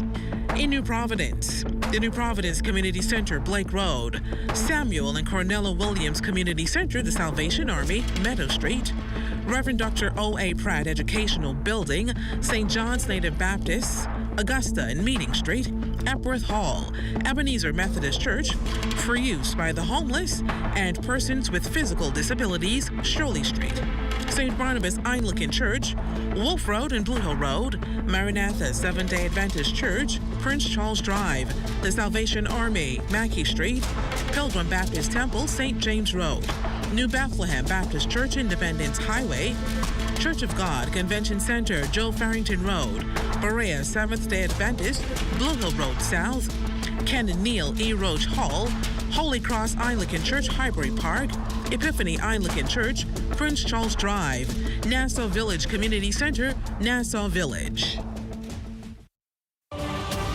At Centerville, I'm LaDawn Davis. This is ZNS.